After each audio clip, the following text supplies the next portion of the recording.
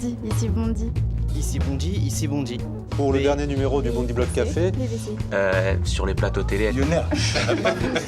Bondy Bondy, Block. Café. Bondy Block Café. Gabriel garde l'anonyme.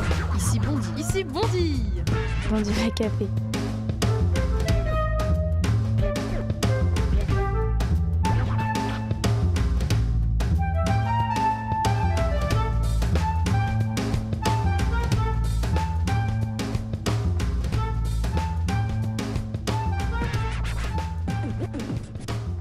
Jacques Attali, bonsoir. Bonsoir, ça va? Merci beaucoup d'être venu à Bondy. Avec grand plaisir.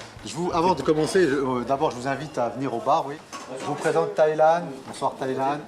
Ça va? Oui. Un thé. Un thé pour Monsieur Attali et puis moi un coca comme d'habitude.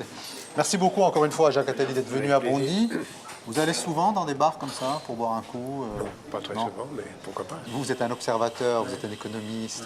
On dit souvent que dans les bars, c'est là où on ressent la vie. C'est un peu bizarre de ne pas y être. Non, c'est vrai. Mais j'observe la vie de mille façons. Hein. Les bars, c'est une des façons. Et puis les bars sont aujourd'hui, peut-être pas celui-là, mais de plus en plus uniformisés. Ils ressemblent tous, ils sont tous les mêmes, quoi. Il y a moins de différences. Comme la société d'ailleurs, la société est uniformisée. Se standardise. Mais ce bar-là, c'est un bar assez populaire. Ouais. Il faut vraiment venir, par exemple, le vendredi soir, le Carte, samedi c'est sympa. soir, pour voir à quel point le monde populaire vient un peu respirer, souffler. Dites-moi, Jacques Attali, vous êtes né en Algérie, Ouais. Je suis né en France. en France. C'était la France à l'époque, c'est en 1943. Ouais. Mais vous êtes venu avant la guerre d'Algérie. Non, je suis venu au début de la guerre. Je suis venu en 1956. Je suis né le 1er novembre. Et le 1er novembre 1954, mon père avait compris que c'était perdu. C'était fini, que la France devait quitter le territoire. Ouais.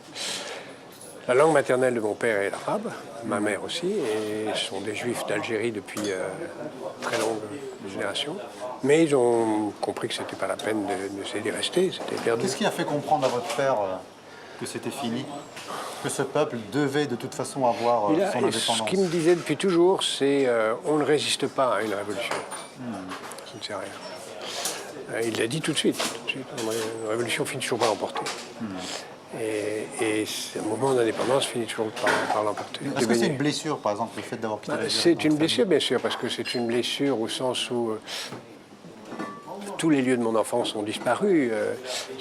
L'Algérie, c'est maintenant une sorte de décor de cinéma habité par d'autres comédiens, puisque tout ce que j'ai connu n'existe plus.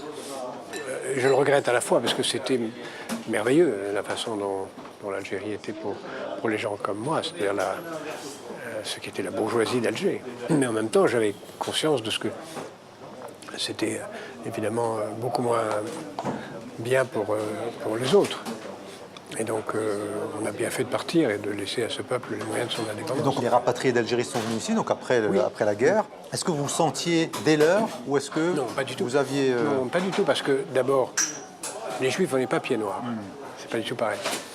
Ensuite, ceux qui étaient restés, tout le monde était resté. Quand nous sommes partis, nous se moquaient de nous. Donc, vous êtes fous d'être partis. Donc, je ne me suis jamais senti un pied noir rapatrié. J'ai beaucoup d'amis, de parents qui l'ont vécu ainsi, que nous avons, comme on a pu aider quand ils sont arrivés en France. Et j'ai beaucoup de sympathie pour eux parce que je comprends leur chagrin, leur douleur, leur arrachement au dernier moment. Mais je ne me suis jamais senti l'un des leurs. Qu'est-ce qu'on peut dire aujourd'hui, Jacques Attali, justement sur cette histoire entre la France et l'Algérie? Est-ce qu'on a passé une autre séquence? Est-ce qu'on a passé un cap? Ou est-ce que la guerre d'Algérie existe encore symboliquement? On ne peut pas dire qu'on a passé un cap, parce que j'ai quitté au mois d'avril 1956 et je suis parvenu pendant 25 ans. C'est quand même un sacré arrachement. Donc pour tous ces gens-là, c'est un traumatisme. Que sont comptés tous ceux... Moi, j'ai des parents qui ont été assassinés par l'OS et d'autres qui ont été assassinés par le FLN. Donc on a tous vécu cette tragédie de mille façons. On ne peut pas dire aujourd'hui que ça soit totalement terminé. Ce serait terminé si tous les Algériens avaient une liberté de circulation en France, si tous les Français avaient une liberté de circulation et d'installation. On n'a pas réussi à réconcilier finalement, en tous les cas, au Non, moins en tout cas, si je compare la communauté juive au Maroc a beaucoup plus de liberté au Maroc et la communauté juive en Tunisie a beaucoup plus de liberté en Tunisie que la communauté juive n'en a en Algérie. C'est malheureusement impossible d'imaginer d'aller en vacances en Algérie, ce qui est triste. On va certainement parler de ça, puisque vous le savez, donc les jeunes du Bondy Blog évoquent souvent ces questions avec les invités, mais parce qu'eux aussi, ils sont aussi, pour un certain nombre d'entre eux, issus justement Bien sûr. de cette vague migratoire. Mais avant cela, je voudrais vous proposer, Jacques Attali, de regarder la conférence de rédaction, qui est en fait un peu le sommaire de l'émission que nous allons faire ensemble, donc pendant 52 minutes. Quelques mots sur Jacques Attali. Il ne représente évidemment pas un parti politique. Il est dans la politique française depuis plus de 40 ans, jeune conseiller de François Mitterrand, et il a aussi travaillé avec Nicolas Sarkozy, donc on ne sait pas s'il est de gauche ou de droite. Jacques Attali, on pourrait presque dire que c'est une marque, puisqu'on n'arrive pas en fait à le définir. C'est avant tout un homme qui a plusieurs vies, au moins 7, comme les chats. D'ailleurs, il a un chat, c'est peut-être pas un hasard, son chat s'appelle Garfield. Donc au moins 7 vies, il a été enseignant, conseiller spécial de Mitterrand, il a cofondé Action contre la faim. Il est aussi économiste, essayiste, éditorialiste de l'Express et il a même écrit une chanson pour Barbara. Donc en fait, s'il y a bien une chose qu'il n'a pas faite, c'est éventuellement astronaute. Mais ce qu'il faut, comme vous le disiez tout à l'heure avec beaucoup de justesse, avant tout c'est l'homme qui murmure à l'oreille des présidents. Moi, Jacques Attali, c'est la politique comme je la déteste. Je la déteste, vraiment. C'est-à-dire que c'est pas personnel, hein, je le connais pas, mais c'est les mecs qui restent dans le milieu politique, les conseillers un peu de l'ombre, avec des idées très libérales, complètement déconnecté du peuple, même s'il va te dire l'inverse, qui est dans le milieu depuis 20-25 ans, qui veut pas laisser la place, qui vient de dire il y a pas longtemps, je vais être obligé d'être candidat en gros parce que je suis le meilleur.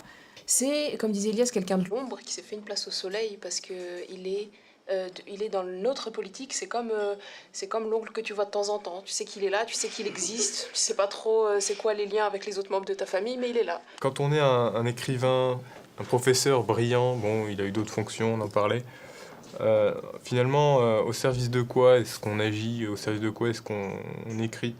Lui, j'ai pas l'impression qu'il soit vraiment en contact avec la réalité des Français. Bah moi, je pense pas qu'il faudrait trouver des solutions pour la banlieue auprès de Jacques Attali. Hein. Je pense qu'il faudrait chercher les solutions directement en banlieue et que les politiques accrochent justement avec les jeunes qui sont en banlieue et la population en général qui sont vraiment un peu dégoûté de la politique qui a été menée ces dernières années par la gauche. Ces recettes éculées de néolibéralisme, de toujours libérer les entreprises et tout, pour moi, ça ne prend pas. Il faut vraiment des mesures de gauche, justement. Il faut que la gauche se prenne, et la vraie gauche, justement, que n'incarne pas, pour moi, Attali, même s'il a peut-être conseillé Mitterrand à une époque. Mais pour ma part, ces recettes-là ne prennent pas. Et il faut vraiment investir dans le social, ce que, pour moi, Attali ne représente aucunement. Alors, Jacques Attali, réaction. Il y a beaucoup de choses qui ont été dites. Encore une fois, on va tout développer. Mais le fait qu'on n'arrive pas à vous situer, en fait... C'est très bien. C'est vrai que j'ai plusieurs vies. C'est vrai que j'ai une obsession dans ma vie, c'est d'être au service des générations suivantes. C'est vrai que beaucoup de choses qui ont été dites là sont des caricatures totalement fausses, mais de bonne foi. Mais vous expliquerez tout à l'heure avec les jeunes. Ça m'attriste de voir des jeunes aussi... pour certains d'entre eux aussi politiciens. Oui. Par exemple, ils ne savent pas que je préside une très grande ONG qui a plus de 5000 collaborateurs dans le monde entier qui travaillent dans les quartiers, y compris ici, pour aider les jeunes dans les quartiers. Ils ne savent pas que le rapport que j'ai rendu à Nicolas Sarkozy était un rapport bipartisan dont l'essentiel des mesures étaient des mesures sociales, pas des mesures libérales.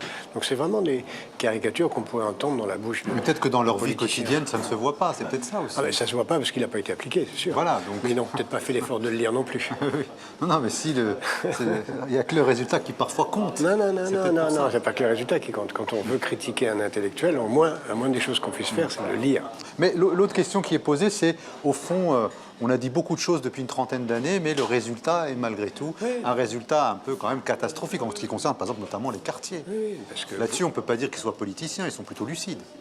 Ils m'ont critiqué comme le ferait un politicien qui refuse de savoir ce que je fais vraiment ni ce que je pense vraiment et prend une image fausse pour taper dessus. Donc ça, c'est vraiment un comportement politicien de bas étage. Voilà. En tous les cas, je vais vous laisser terminer votre thé, Jacques Attali, puis on va tout de suite les rejoindre. Bondy Blog Café. Gabriel, garde l'anonyme. Ici Bondy. Ici Bondy. Bondy Blog Café. Jacques Attali est notre invité du Bondi Blog Café. Merci beaucoup Jacques Attali d'avoir répondu à notre invitation. Vous êtes économiste, écrivain en tous les cas. C'est les deux intitulés qu'on va utiliser tout au long de cette émission. J'aimerais que vous utilisiez aussi président de Positive Planète parce que c'est la principale raison pour laquelle je suis dans ce quartier. Très bien Monsieur le Président. Face à vous Jacques Attali, Inès El Aboudi, Mathieu Blard et Latifa Oulkouir. Ce sont les trois jeunes du Bondi Blog qui ont préparé cette émission. Avant de lancer l'édito de Mehdi Badrou, je vous demande de regarder votre photo à l'âge des jeunes du Bondi Blog. Voilà, est-ce que vous reconnaissez? C'était où exactement? J'avais 19 ans, j'étais polytechnicien. 19 ans, polytechnicien, c'est déjà un exploit, 19 ans. Et en fait, vous étiez plus jeune que les jeunes du Bondi Blog, puisque ça varie entre 22 et 25 ans, en fait, face à vous.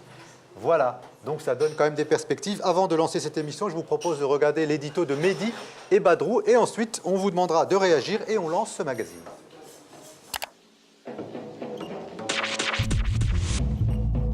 Je n'ai jamais su qui était Jacques Attali. Je n'ai jamais su s'il était un homme politique ou un envoyé spécial. Un rapporteur de choc ou un pipoteur. Je n'ai jamais su s'il était de gauche ou de droite. D'ailleurs, je n'ai jamais su si on lui faisait une place quelque part à part celle qu'il se faisait tout seul. Je connais Jacques Attali de la télévision. J'ai toujours eu l'impression qu'il n'était pas réel et qu'il n'existait qu'à travers les écrans. Je n'ai jamais su s'il défendait les pauvres ou s'il se défendait lui-même. Jacques Attali est une sorte d'avatar interchangeable qui peut prendre tous les risques, toutes les directions, tous les chemins sombres, tous les grands boulevards. Est-ce que ses idées deviennent des réalités? Est-ce qu'il s'engage vraiment avec le cœur et les poings?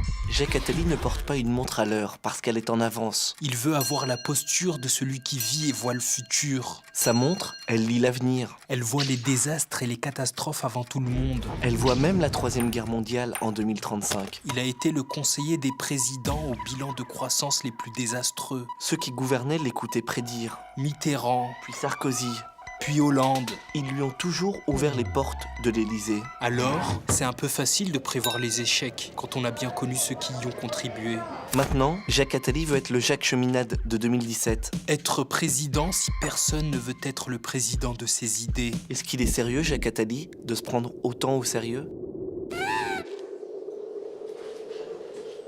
Voilà, c'était donc l'édito de Mehdi et Badrou. Réaction, Jacques Attali. Mais c'est totalement caricatural, complètement faux. Et même dans les domaines où c'est complètement faux, ça ne représente que le millième de mes activités, et pas du tout l'essentiel. Je suis d'abord un écrivain, je suis président d'une organisation internationale, je passe essentiellement mon temps à aider les plus pauvres à travers le monde, à enseigner, à écrire des livres, et je ne me reconnais absolument pas dans les images qu'on vient de voir, d'aucune façon. Mathieu Blard. Monsieur Attali, bonjour. Je vais essayer de poser une question qui n'est pas trop politicienne, mais on voudrait quand même avoir un petit éclairage là-dessus.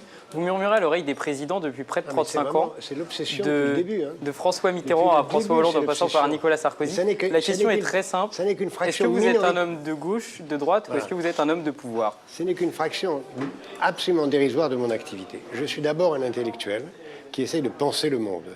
Parce que si on pense sans agir, on est lâche. Et si on agit sans penser, c'est qu'on est la marionnette de quelqu'un qui pense à votre place. Donc j'essaye d'agir en même temps que je pense. Et agir, pour moi, ça a été tout au long de ma vie, agir dans la lutte contre la pauvreté. J'ai créé Action contre la faim. J'ai créé une banque pour s'occuper des pays d'Europe de l'Est où il y avait les plus pauvres. J'ai créé Planète Finance, devenue aujourd'hui Positive Planète, dont la mission est de lutter contre la pauvreté à travers le monde, et en particulier dans les quartiers. Ça, c'est l'essentiel. Il se trouve que dans une fraction tout à fait minoritaire de mon temps, de ma vie et de mon temps, j'ai eu le privilège de pouvoir être utile à mon pays. À votre question, est-ce que je suis de gauche ou est-ce que je suis de droite? Je suis évidemment de gauche. J'ai toujours voté à gauche, je voterai toujours à gauche.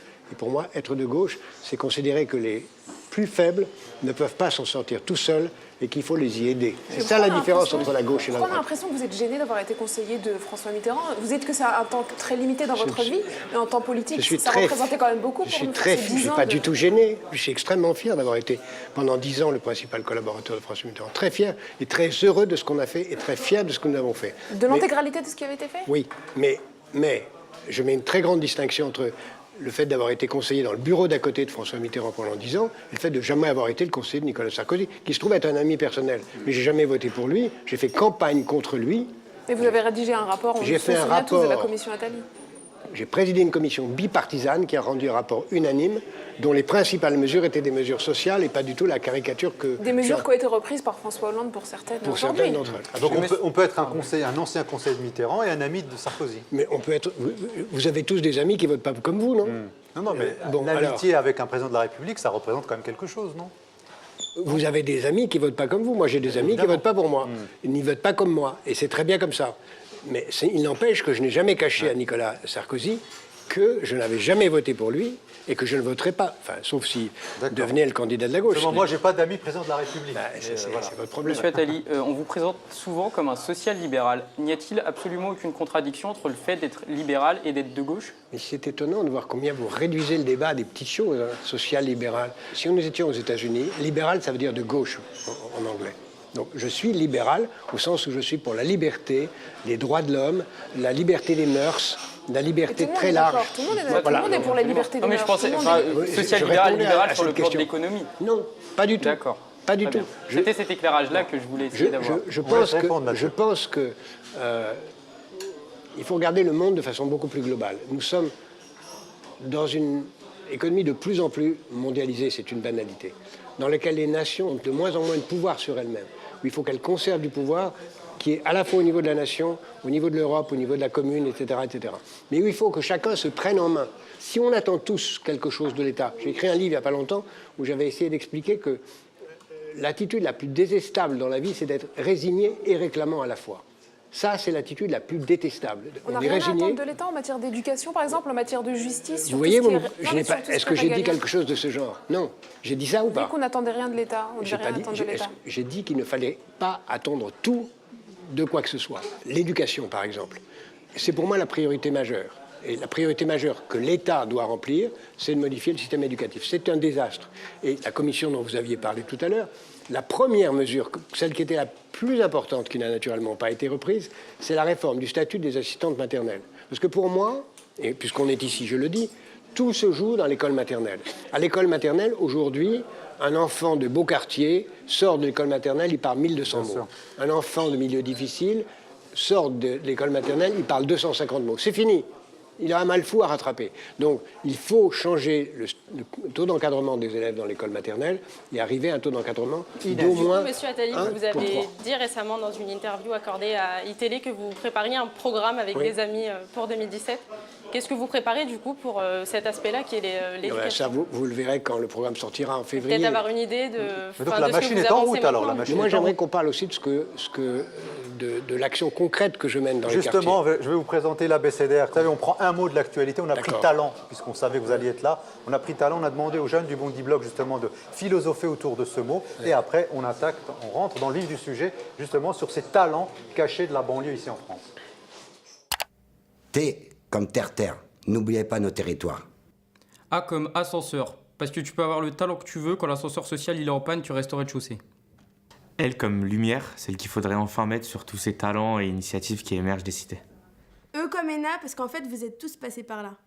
N comme nouveauté. Il faut de nouveaux moyens, de nouveaux efforts, de nouvelles actions pour régler les problèmes en banlieue.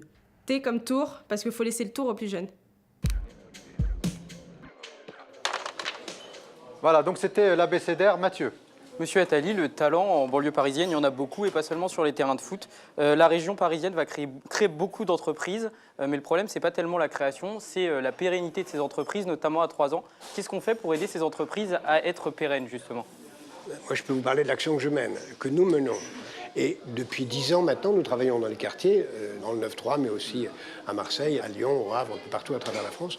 Notre rôle, c'est d'aider les jeunes à vouloir créer une entreprise. On les aide en les aidant à formaliser une étude de marché, un business plan, et on retrouve leur financement et on nous accompagne. L'expérience montre que 80% des entreprises que nous avons aidé à créer durent plus de 3 ans. Et elles créent elles-mêmes des emplois. On a créé plus de 3000 emplois comme ça. Et on va encore plus en créer. Parce que si on fait confiance à quelqu'un, si on l'aide à accoucher d'un projet, à faire ce que j'appelle devenir soi, on y arrive. Donc c'est une question de création de confiance, de coaching, d'entraînement. Nous ne sommes pas les seuls à le faire. Hein. Il y a d'autres... Oui, il y a d'autres dispositifs. Il y a d'autres dispositifs. Vous dites dispositif, c'est un mot technique, ça. Oui. Il y a d'autres mains tendues. Mais pas assez, puisque le drame de la France, c'est que non seulement il y a 11% de chômeurs, 25% de chômeurs des jeunes et 45% de chômeurs chez les jeunes des quartiers. Donc c'est ça le vrai scandale. Et C'est du le coup, scandale on a absolu. l'impression que si un jeune ne passe pas par ce genre de réseau, tout seul, il n'y arrivera pas du coup. Si un jeune a accès à ce dispositif, c'est très bien. Et rien ne l'empêche d'y avoir accès, puisqu'il suffit d'y aller pour y avoir accès. C'est ouvert, c'est pas réservé à quelques privilégiés. Il faut qu'il en entende parler aussi.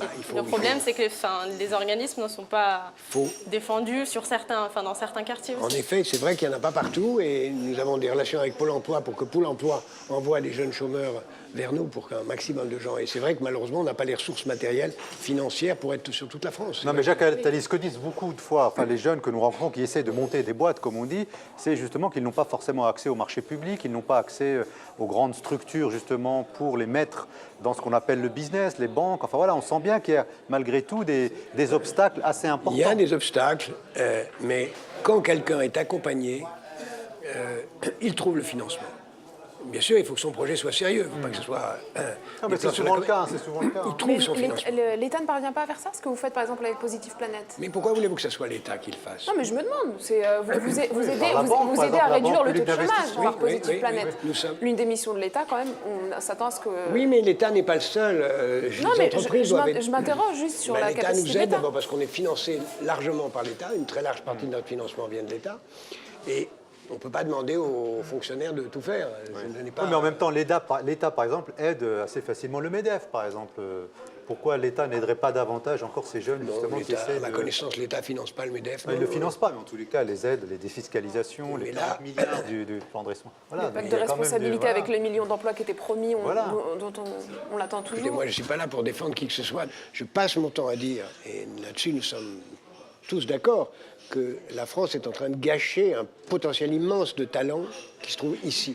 L'avenir de la France, il est là. Je passe mon temps à dire ça. Je passe mon temps à dire que c'est beaucoup plus difficile d'être jeune des quartiers aujourd'hui que c'était difficile d'être jeune à l'époque de la photo que vous avez montrée.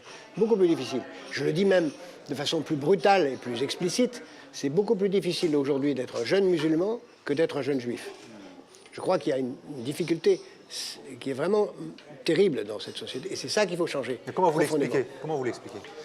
Parce que l'histoire de France est ainsi faite. Il a été très difficile d'être un jeune Italien au début du XXe siècle, puis un jeune Polonais, puis un jeune Juif. Aujourd'hui, c'est le tour des jeunes musulmans d'être dans une situation difficile. C'est à eux à se battre. C'est aux autres à leur tendre la main. C'est ce que j'appelle l'altruisme intéressé. Nous avons intérêt à être altruistes. Ceux qui sont de l'autre côté de la barrière, dont je fais partie, nous avons intérêt à aider les jeunes, parce que c'est eux qui portent l'avenir et aussi le nôtre. Je dis souvent à des gens qui disent « mais pourquoi je les aiderais ?» Je dis « c'est eux qui vont payer tes retraites, parce que s'ils n'ont pas de travail, ils ne paieront pas tes retraites. » Donc c'est l'intérêt de tous. Moi, je voulais revenir juste sur un élément. Le problème pour les jeunes qui veulent entreprendre, bien souvent, c'est de trouver un prêt. Est-ce qu'il n'y a pas des moyens, tout simplement, pour contraindre les banques Non. À faire confiance en fait. L'expérience que nous avons, c'est que ce n'est pas difficile de trouver un prêt. Si le projet est bien fait, si vous arrivez avec une étude de marché bien faite, si vous avez un business plan bien fait qui montre que votre projet est rentable, si vous avez l'appui d'un coach qui soit de Planète Adam ou d'une autre structure, qui dit « je bénis ce projet », vous trouvez un financement. Il n'y a pas de club fermé réservé à une soi-disant élite ou à des copains. Tout ça est ouvert à tous. Faites confiance, on fait confiance. Mais le problème, c'est que cette vivacité entrepreneuriale dont on parlait tout à l'heure dans les quartiers ne crée pas forcément d'emplois. Comment on fait? C'est vrai qu'on a un taux qui est 2 fois plus que la moyenne nationale en termes d'entreprises créées, mais on voit les résultats. On a les taux de chômage les plus élevés dans ces quartiers-là. Je pense que dans 20 ans, puisque vous êtes assez jeune pour que dans 20 ans vous soyez encore jeune, dans 20 ans, on sera tous intermittents du spectacle. On sait qu'on s'oriente vers une société de freelance? Une société d'intermittents du spectacle. Oui, enfin... Voilà. On sera tous comme ça. En gros, on sera salarié d'une boîte d'intérim, et dans les périodes intérimaires, le travail consistera à se former. Se former, on sera rémunéré pour se former, et entre-temps, entre les temps de formation, on créera une entreprise, on développera une entreprise, ou on travaillera dans une entreprise. Ça, c'est l'avenir. Il faut cesser de penser que l'avenir est à tous fonctionnaires, c'est fini ça. Et c'est un bien. Alors, on va poursuivre, si vous le permettez, Jacques Attali, cette émission. On va aborder la question de la commémoration. On parle beaucoup des révoltes de 2005. Je vous propose, Jacques Attali, de regarder un petit extrait de la conférence de rédaction des jeunes du Bondi Blog. Et on réagit tout de suite après sur ce bilan des 10 ans des émeutes. Est-ce que vous êtes satisfait de ce qui se dit, de ce qui s'écrit? ce qui se filme depuis quelques jours sur les commémorations donc, du 27 octobre 2005. Ces commémorations, c'est tout simplement l'objet de buzz médiatique, de clientélisme, qu'on fait en sorte d'en parler simplement parce qu'il y a les présidentielles dans pas longtemps, que l'électorat des banlieues était quand même l'électorat principal de Hollande en 2012 et que du coup, c'est du pain béni. On fait des annonces, mais je ne suis pas sûr que ce sera suivi, surtout qu'il reste moins de 2 ans de mandat, donc ça va être compliqué pour le gouvernement de faire des choses concrètes. On est dans de la com, des mesurettes, tout ça, mais qui réfléchit vraiment aujourd'hui à la société dans la classe politique? Il y en a très peu. Hein. On sait quels sont les problèmes, la pauvreté, l'absence de mixité, l'inégalité scolaire. On sait très bien ce qui se passe dans les quartiers populaires, mais on tourne autour du pot depuis des années et on ne fait pas de propositions claires, fortes et efficaces. Rien n'a changé, le quotidien des banlieusards, entre guillemets, est le même. Quand on met un budget de la politique de la ville qui est ridicule et dérisoire par rapport à tout ce qu'on pourrait mettre comme moyen pour sauver ces situations, ces générations qui sont, en fait, concrètement, elles sont perdues. Et vraiment, c'est vraiment pas un manque d'idées, c'est vraiment un manque de courage politique et d'innovation et d'investissement. Voilà, Mathieu. Je vais vous choquer, je vous interromps. Oui. Après tout, je suis là pour dire ce que je pense. Évidemment. Je n'ai entendu que des phrases politiciennes. Je n'ai pas entendu la moindre proposition. J'ai entendu des tas de critiques, j'ai entendu des tas... Il faudrait faire, rien ne va. Je suis d'accord avec tout ce qui a été dit. Hein. Rien ne va, rien n'a été fait. Mais où sont les propositions? Quelles propositions faites-vous? Qu'est-ce qu'on a entendu? Rien. Non, mais le problème, c'est pas de pouvoir faire des Attendez. Moi, je suis en train de participer avec d'autres à l'écriture d'un programme politique. Je rêve de vous entendre me dire, monsieur, on va venir travailler avec vous, on va travailler ailleurs, mais on fait un programme et voilà ce qu'on voudrait qu'on fasse. Je n'ai entendu aucune idée dans toute ce ramassis de Non, mais le problème, c'est pas de faire des propositions, c'est de aussi pouvoir les mettre en œuvre. Non, mais parce que c'est bien, on participe à votre... S'il vous plaît, laissez-la parler. On participe à, par exemple, vous dites on participe au programme, d'accord, on fait des propositions. Est-ce que ça va être voué à, voilà, comme certains rapports que vous avez fait, on n'en prend que 3/4 et encore. Et aussi quand on voit les gens qui sont, non mais les gens qui mettent en œuvre, les hommes politiques sont chargés de mettre en œuvre ces politiques-là, dites-moi quel changement vous voudriez faire. Non mais est-ce que vous voyez dans la classe politique des gens qui nous ressemblent, des gens qui viennent de... Dites-moi quel changement vous voudriez voir apporter, je serais ravi. Non, mais en termes d'éducation, en termes d'économie. Quoi, concrètement? Concrètement, oui. Je sais pas, en termes d'éducation, moi j'aimerais bien que dans les établissements du coin, il y ait comme un quota de professeurs qui soient agrégés, qu'on ait des gens formés. Voilà que ce soit pas que des jeunes qui sont là comme s'ils étaient en prison pendant 3 ans et qui s'en iraient après. Oui, ou réduire par exemple le nombre de... Non, mais si vous voulez des propositions, si vous voulez des propositions concrètes, il y en a. Je demande par que exemple, ça. à travers des salaires beaucoup plus élevés pour ces enseignants-là. Parce que les motivations, notamment financières pour les enseignants qui arrivent dans ces quartiers-là, elles sont ridicules, minimes. Elles n'existent quasiment pas en réalité. Ils n'ont aucune motivation en fait à se mettre dans le bain. Pourquoi une école en banlieue n'a pas de profs remplacés? Enfin, on retrouve des classes qui n'ont pas de cours de français pendant 3 semaines, alors que si on prend une école parisienne, ce problème-là, il n'existe pas chez eux. Alors sur la politique, par exemple, Jacques Attali, sur la politique, qu'est-ce qu'on pourrait faire, par exemple? Non, pourquoi vous parlez de politique? Non, mais pour vous dire, que des propositions, il en existe, sur la politique, on pourrait faire des voies, enfin, accentuer l'égalité des chances quand on parle de l'ENA. Pourquoi c'est 70% d'élèves qui sont issus de familles dont les parents étaient cadres supérieurs, etc., qui accèdent à l'ENA? Il y a vraiment un problème de représentativité de notre classe politique. Il y a un problème de représentativité de nos médias. Je ne comprends pas comment les hommes politiques, qui sont les faisants, nous ne sommes pas ceux qui font, on vote et on espère que les gens fassent les choses et que les hommes politiques fassent les choses. Et par ailleurs, parce que les gens une dernière proposition de Mathieu.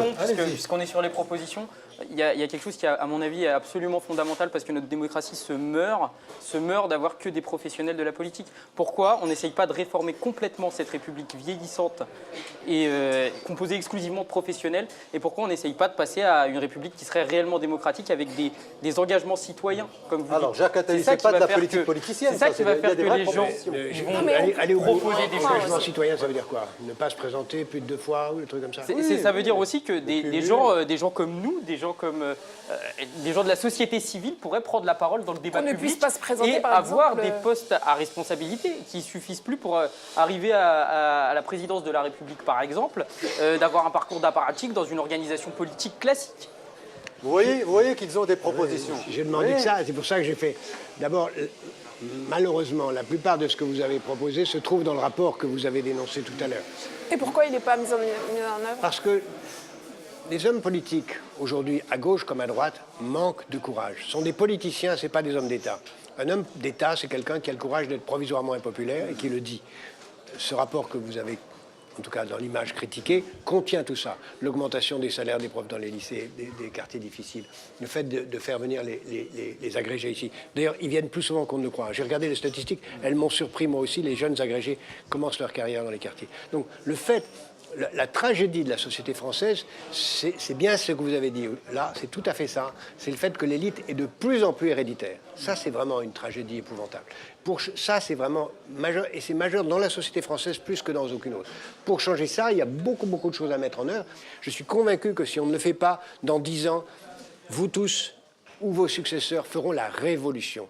Parce que c'est intolérable, la situation actuelle. Intolérable. Ce que je crains beaucoup, c'est que l'année 2016 soit occupée à des querelles entre M. Machin et Mme Truc. Voilà, que le prochain président de la République soit quelqu'un qui soit élu sans programme, donc qui ne fera rien, comme M. Hollande, comme M. Sarkozy, comme M. Chirac. Rien, ou presque. L'expérience que j'ai de l'action publique, puisque j'ai eu l'occasion de la voir, c'est qu'un président de la République ne peut vraiment quelque chose que dans les 3 mois qui suivent son élection. Et pour qu'il fasse quelque chose dans les 3 mois qui suivent son élection, il faut qu'il ait été élu sur un programme massif. Et pour qu'il soit élu sur un programme massif, tout simplement qu'on en ait parlé, au moins pendant 1 an qui précède l'élection. Vous voyez, quand je suis dans une émission de télé, je commence à parler de ça. Et on me dit, mais oui, non, mais ça ne nous intéresse pas. Ce qui m'intéresse, c'est est-ce que vous allez être candidat? Je dis, mais non, ce n'est pas le sujet. Le sujet, c'est de parler des problèmes. Non, mais je suis content qu'on parle de choses sérieuses ici, c'est très bien. Mais les médias font partie de la même collusion générale qui s'occupe que de vanité, de détails, et je voudrais, parmi beaucoup d'autres, essayer de les ramener à parler de l'essentiel. Jacques Attali, vous parliez tout à l'heure de propositions. Parler de choses sérieuses, c'est déjà une proposition, et je vous propose de regarder le reportage réalisé par Sarah Ichou. On retourne à Clichy-Montfermeil, justement, pour avoir une idée de ce qui s'est passé il y a quelques semaines avec le film Les Bosquets de JR.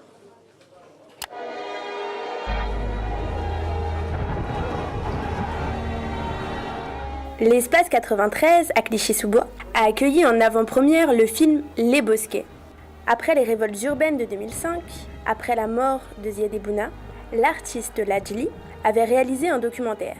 Aujourd'hui, c'est avec le photographe JR qu'il a conçu Les Bosquets, entre film et ballet. Ça va pas être un film bilan parce qu'il n'y a pas de chiffres. Ça va pas être un film piqûre parce que même s'il y aura une certaine douleur, ça va rien rappeler du tout. Pour moi, je vais voir une œuvre artistique, une œuvre d'art, l'expression qui s'inspire d'un mouvement qui s'est passé il y a 10 ans, voilà.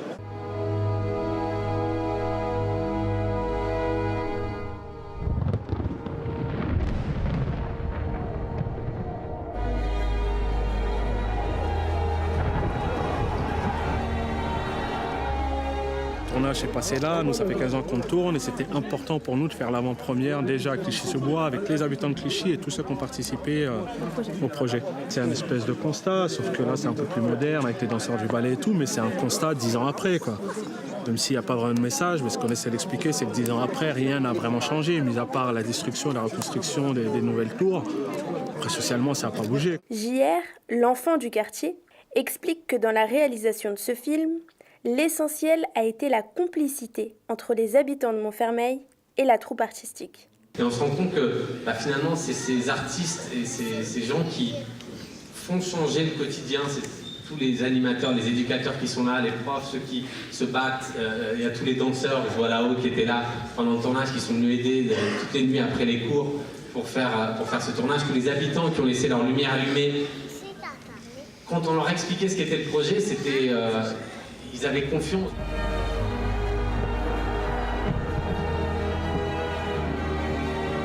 Extraordinaire, parce que tellement il est osé, parce que ce sont des choses qu'on pense, mais qu'on n'ose pas penser vrai. En fait, on est un groupe de danse. On danse au CSID, là, à Clichy. Et là, JR, ils avaient besoin de danseurs. Donc, ils sont venus voir notre coach, on va dire, Gounedji, ouais. Et ils nous ont parlé du projet. Et après, nous, ça nous a tout de suite plu. Quand on pense Bosquet, on ne pense pas forcément ballet. Et pourtant, ces réalisateurs n'ont pas hésité à prendre ce parti pris artistique. Une façon de sublimer la rénovation urbaine. Effectivement, c'est bientôt les 10 ans des révoltes sociales. C'est d'abord les 10 ans d'un drame horrible, c'est la mort de 2 enfants. Il faut toujours se demander pourquoi ça a eu lieu, qu'est-ce qu'on a fait, qu'est-ce qui reste à faire. Donc ce film permet aussi ça, de réfléchir.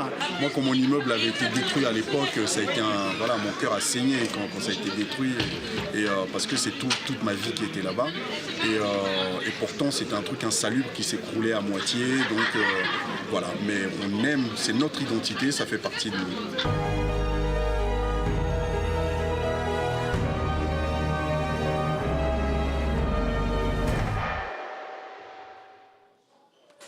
Voilà, c'était donc un reportage réalisé par Sarah Ichou. Latifa. Pourquoi on a l'impression qu'il y a une culture pour les riches, un peu une culture pour les pauvres, alors que là on voit par exemple on a des ballerines qui dansent sur les grands ensembles urbains, et pourquoi en France on a une sorte de scission comme ça? C'est une scission très générale dans la société, hein. Elle est très générale, on le disait tout à l'heure dans l'école, c'est même de plus en plus grave cette scission. Malgré tous les efforts, malgré la culture pour tous, malgré les festivals, malgré la gratuité de beaucoup de choses, ça ne changera que par beaucoup d'efforts. Moi je suis très frappé de voir ce qu'on a vu là. C'est un film qui montre une extraordinaire dignité de gens qui pourraient être révoltés, mais qui sont incroyables. Et depuis 10 ans, on a très bien réussi la partie rénovation des bâtiments. L'ANRU a été un succès formidable. Mais l'équivalent de l'ANRU qui devait faire l'animation a été un échec. Et ça, c'est ça la tragédie. C'est qu'on a réussi le matériel et le bâti et pas l'humain. Pas l'humain. Bon. C'est sans doute, c'était beaucoup plus difficile parce qu'on a mis beaucoup de moyens. Là, il y a un projet, par exemple, avec Clichy et Montfermeil, où l'installation d'une Villa Médicis, ça a été porté, donc visiblement, les choses vont avancer. Il y a beaucoup de choses qui se passent, beaucoup de choses qui se passent. Il ne faut pas avoir seulement le côté négatif. N'attendez rien de qui que ce soit, faites-le vous-même.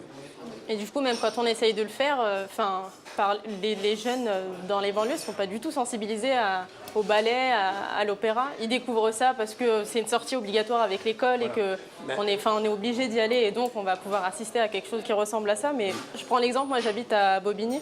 On a la maison de la culture sur place. Magnifique, magnifique endroit. Mais du coup, le problème avec cette maison de la culture, c'est que toutes les personnes qui viennent assister à des représentations viennent de Paris.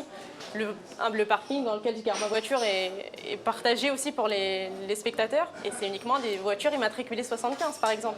Les gens de Bobigny, des communes alentours du 93, n'y viennent pas. Alors et c'est quoi? C'est des un vrai inhibitions? problème. C'est quoi, en fait? Comment on peut l'expliquer? C'est terrible, c'est un échec terrible. Un échec terrible. Mais quelle est la solution du coup pour faire entrer les gens du 93 dans des musées ou dans des opéras? Il faut continuer, il ne faut pas renoncer. Moi, j'ai me souvenir d'une rencontre avec un homme politique aujourd'hui disparu depuis longtemps qui s'appelait Pierre Mendès France et qui me disait un jour ne faites pas de la politique parce que la politique, ça consiste à répéter. Donc ça prend du temps. On sait ce qu'il faut faire. Moi, j'ai une confiance infinie dans la France. Et la France, je ne le dis pas parce que je suis ici, hein, et c'est peut-être parce que je suis venu ici parce que je le pense. L'avenir de la France se joue ici. Où on va réussir à faire que tous les talents qui sont là arrivent à s'exprimer, à créer, à inventer. Ou alors le pays va disparaître. Il va s'effondrer, il va couler. Il va couler. Et il va devenir populiste et Marine Le Pen sera présidente de la République. Mathieu. Donc, mais n'attendez rien de personne, faites-le vous-même, prenez le pouvoir. Vous n'êtes pas content des partis politiques, créez des partis politiques. Vous n'êtes pas content des associations, faites-en vous-même. N'attendez rien de personne, faites-le. Mathieu. Est-ce que ce qu'on dit sur cette défiance entre les jeunes issus des quartiers populaires et la culture dominante, elle n'existe pas aussi dans l'autre sens de la part des ghettos de riches, entre guillemets, des élites culturelles vers la culture des quartiers populaires? Est-ce qu'on ne reconnaît pas la culture des quartiers populaires toujours à titre posthume? Non, je ne pense pas qu'on peut dire ça. Au contraire, on pourrait dire que les élites sont canailles. Les élites sont canailles, oui. Plus facilement. Jolie formule. Oui. Plus volontiers qu'ils ne s'ouvrent à la culture des autres.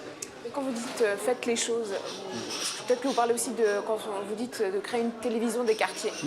Mais ce qui pose problème, c'est pourquoi on ne voit pas les jeunes de quartier dans la télé que tout le monde regarde. Pourquoi on devrait créer nos propres choses pour les gens de quartier, la TV des quartiers, Pourquoi renforcer cette ghettoisation finalement? Non, votre réponse, je réfléchis à haute voix en vous écoutant. Hein.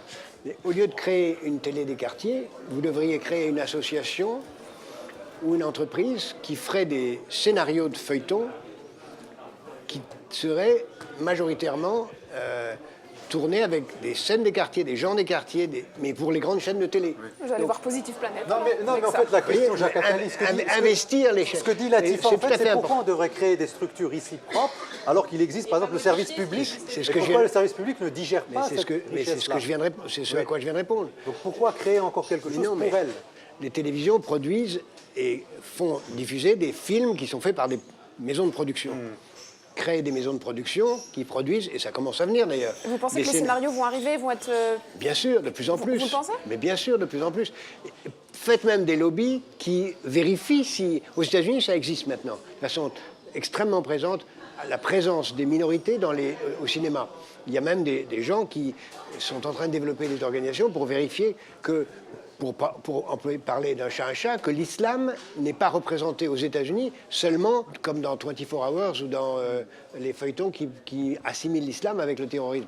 Il y a des gens dont le métier consiste à aller voir les Hollywood et leur dire « faites pas ça ». L'islam, c'est pas seulement ça, c'est pas ça du tout l'islam. Mais si vous le faites ici en France, on va vous dire que vous êtes un communautariste en fait. Non, on va pas vous dire ça. On va vous dire vous défendez les droits de l'homme de tous. Et je pense qu'aujourd'hui, on le voit d'ailleurs, ça commence à apparaître. Il y a une course de vitesse entre le bien et le mal. Le mal est en train de gagner parce que les inégalités augmentent plus vite que les efforts pour le réduire. Mais il ne faut pas désespérer, il faut le faire encore plus. Alors, c'est l'heure de recevoir Nassira El Mouadem pour sa chronique L'Addition.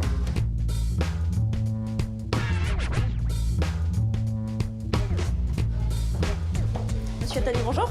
Bonjour. On va parler un peu économie. Ah, pardonnez-moi. Bonjour. On va parler un peu économie avec votre organisation Positive Planète. Vous avez donc un programme depuis 2010 qui s'appelle Entreprendre en banlieue pour aider à la création de micro-entreprises grâce au microcrédit. Dans les quartiers, combien d'entreprises créées depuis 2006? À peu près 2800, 3300 emplois à peu près. 2000 entreprises créées, c'est finalement très peu. Quand on regarde au regard 2800 entreprises. Oui, bien sûr, c'est très peu. Au nombre d'entreprises, par exemple, créées en France en 2014, c'est 550 000, 18 000 en Seine-Saint-Denis. On peut se dire que finalement, le nombre d'entreprises créées grâce à votre dispositif, c'est assez peu. C'est peu, mais ce sont des entreprises qui sont créées pour l'essentiel, pour la quasi-totalité, par des gens qui sont en chômage de longue durée, qui autrement n'y arriveraient jamais, et qui sont des entreprises qui ont une pérennité beaucoup plus longue, comme je le disais tout à l'heure, que les autres, et qui ne coûtent pas très cher, puisque la création d'une telle entreprise pérenne pendant plus de 3 ans coûte la même chose que la même personne au chômage pendant 3 mois. Vous avez aussi lancé en 2007 une société de capital risque. Financité, oui. Voilà, Financité, donc destinée au financement des TPE dans les quartiers. Un taux de défaillance au bout de 7 ans de 51%. Oui, c'est assez important quand on regarde le taux de défaillance moyen, par exemple, en Seine-Saint-Denis, il est de 24%, qui est déjà élevé. C'est pas élevé parce que quand on prend des jeunes entreprises qui ont 2 ans d'expérience, d'existence dans lesquelles on investit, le taux de défaillance est plutôt de 80%. Là, vous avez pris un taux moyen sur des entreprises durables, donc le taux moyen est de 80%. Nous, le taux moyen était 50%. Ça veut dire quoi? Ça veut dire qu'on prend des risques, qu'on a accepté de financer des gens sans être sûr de réussir. Et qu'est-ce qu'il advient de ces personnes-là, du coup? Est-ce que vous les renvoyez vers d'autres dispositifs? Est-ce qu'ils sont un peu sur le carreau? Certains ont repris un autre projet, l'ont redéveloppé. D'autres sont devenus salariés d'entreprise. D'autres ont recréé des entreprises. On les a aucunement laissés tomber. Je dois dire qu'il y a 2 ou 3 cas où on s'est trompé vraiment. Vous avez des partenariats avec des banques comme HSBC ou bien BNP Paribas et on le voit tous les jours nous sur le terrain et je pense que les entrepreneurs ici peuvent le dire, il y a une sacrée réticence et c'est un euphémisme des établissements bancaires à prêter de l'argent aux entrepreneurs des quartiers. Est-ce que c'est une manière pour eux finalement, ces dispositifs que vous proposez, le microcrédit, de se racheter une conscience à bas coût? Je me suis beaucoup posé cette question que vous posez là, à savoir est-ce que les gens nous utilisent pour avoir une bonne conscience. On fait tout pour l'éviter. Par exemple, on a refusé des partenariats de gens qui voulaient être nos partenaires et nous soutenir juste pour pouvoir dire qu'ils font quelque chose de bien alors qu'en général ils font quelque chose de mal. Je ne vous le dirai pas, parce qu'on les a refusés. Donc si on ne les a pas refusés, c'est qu'on les trouve honnêtes. C'est qu'ils font honnêtement leur travail. Vous n'avez pas l'impression d'être utilisé par exemple par BNP Paribas avec sa fondation sur ces questions-là, par exemple? Non. Si j'avais ce sentiment, on ne l'aurait pas fait. Mais je vous le dis, on a refusé plusieurs partenariats à cause de ça. C'est vrai que parce que la RSE, c'est de la publicité à bon marché. Ça coûte beaucoup moins cher que de faire de la pub. Responsabilité sociale et environnementale. Ça coûte beaucoup moins cher que de faire de la pub et ça rapporte plus. Est-ce que c'est pas un échec de coller aux banlieues des dispositifs qui est à la base, et une philosophie, c'est vous qui l'avez dit d'ailleurs, une philosophie qui était à la base destinée aux populations pauvres des pays en voie de développement? Non, parce qu'on ne peut pas dire ça. Un échec ou en tout cas une symbolique assez terrible. Non, on ne peut pas dire ça. Parce que le monde a changé. Les pays en développement ne sont plus du tout le lumpen prolétariat de la planète qui fait des trucs juste pour eux dans leur coin. Les pays du Sud sont en train de développer des technologies qui ensuite viennent dans les pays du Nord. Je prends un exemple. L'utilisation du téléphone mobile pour faire des paiements. Ça s'est développé au Kenya bien avant de se développer au Japon et ça n'existe pas encore en France. Donc les pays du Sud développent des techniques avant les pays du Nord et il faut s'habituer au fait que des choses vont venir vers nous en étant des inventions du Sud. Dernière question, Monsieur Attali, vous répétez souvent qu'on ne se préoccupe pas assez des jeunes en France. Pourquoi? Parce que mon obsession de ma vie, tout au long de ma vie, j'ai une seule préoccupation, travailler dans l'intérêt des générations suivantes. Le drame d'une jeunesse où il y a 25% de chômeurs et 45% dans les quartiers, je dis qu'on n'en fait pas assez. Donc on fait mal. Justement, en allant sur le site internet de votre organisation, donc Positive Planète, à la page recrutement, à l'onglet postes disponibles, on voit plusieurs stages, on voit des volontariats, on voit aussi du bénévolat. Et alors, 0 poste salarié. Est-ce que, Monsieur Attali, c'est faites ce que je dis, mais pas ce que je fais? Non, c'est pas exact. Notre groupe, nous avons à peu près 5000 salariés dans le monde. 5000 salariés. Et vous êtes peut-être tombé sur un jour où on ne recrutait pas. Mais voilà. Sauf que là, vous avez par exemple 3 postes de bénévoles. Mais les bénévoles, c'est très bien. Nous avons des bénévoles formidables qui sont en général souvent des jeunes retraités. Il ne faut pas cracher sur les bénévoles. Des jeunes retraités qui détestent s'ennuyer à rien faire ou apportent des compétences extraordinaires, en particulier le coaching dont on parlait tout à l'heure pour les entreprises, est fait souvent par des bénévoles. On en a très besoin, il ne faut pas du tout les dévaloriser. Ils sont très très importants. Merci à vous, Monsieur Attali. Merci. Alors, c'est l'heure de recevoir justement les questions du public. Il y a une question à droite et à gauche. On commence tout de suite par la gauche. Oui, bonsoir Monsieur Attali. Je suis chef d'entreprise donc sur le secteur de Clichy-Montfermeil. Pourquoi au gouvernement il n'y aurait pas plus de gens issus du domaine de l'entreprise plutôt que des gens issus de l'ENA, par exemple? Merci. La réponse est malheureusement simple, c'est que quelqu'un qui est fonctionnaire peut plus facilement prendre le risque de se présenter à une élection parce que s'il est battu, il retourne dans son entreprise, dans son emploi. Tandis que quelqu'un qui prend ce risque en étant entrepreneur, il perd son entreprise. Et donc c'est beaucoup plus risqué. Moi, je suis pour un statut qui ferait que quelqu'un qui est salarié d'une entreprise privée ou entrepreneur, qui serait élu et qui ensuite soit cesserait d'être candidat, soit serait battu, puisse avoir la garantie de retourner dans l'entreprise.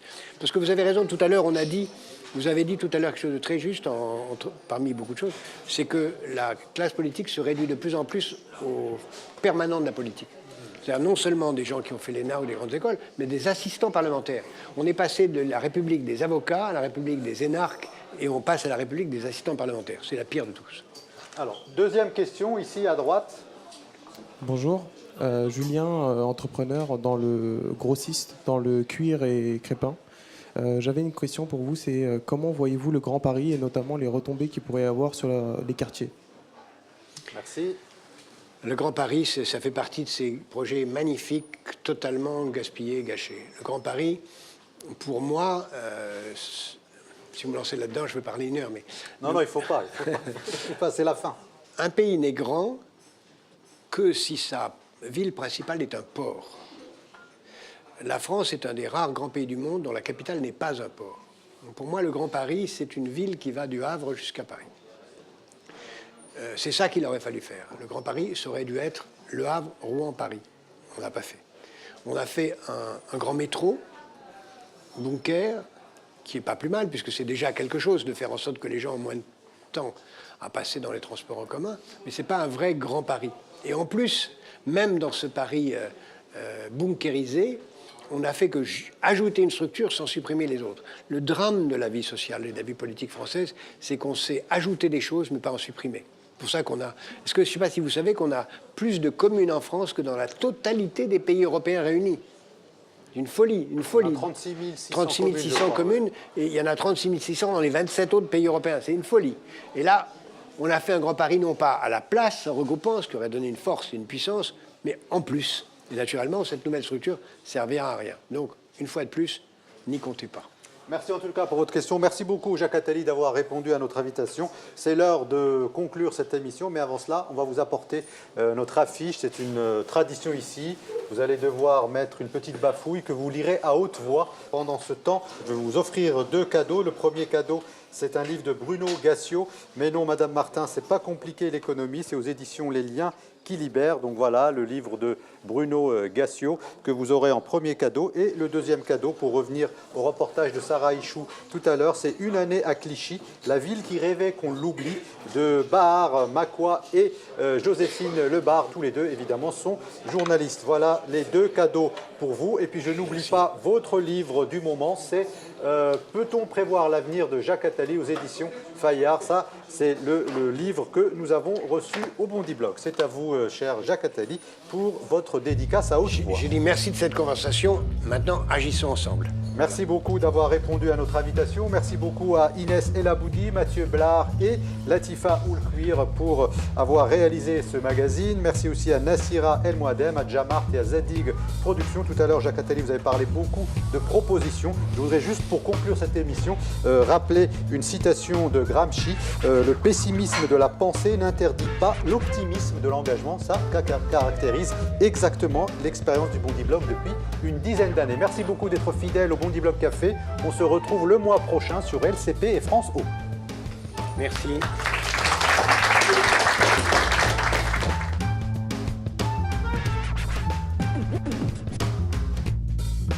Le fait qu'il nous demande de réagir, qu'il nous questionne directement, c'était un vrai échange, quoi. On n'avait plus un intellectuel devant nous, mais quelqu'un qui avait l'air d'attendre vraiment des réponses de notre part. Et bah voilà, une belle leçon de rhétorique aussi, d'être capable de nous renvoyer la balle comme ça. C'était marrant en fait de se voir renvoyer cette image-là, mais qu'est-ce que vous faites, comme si on était dans notre canapé en train de critiquer un verre à la main. Après, moi j'ai toujours du mal avec cette idée que la gauche d'aujourd'hui elle soit libérale, et libérale sur le plan économique, parce que c'est bien là-dessus que j'ai tenté de faire réagir. On avait l'impression que ce soir il voulait pas du tout parler policier, quoi. Qui nous retournait ça limite contre nous. Moi en tout cas j'oublie pas qu'il a été le conseiller de Mitterrand pendant plusieurs années, j'oublie pas que s'il a été autant un homme d'influence, il aurait pu agir sur certaines politiques et les rendre meilleures comme il le dit maintenant. Il reste quand même une des personnes responsables de la situation de la France actuellement.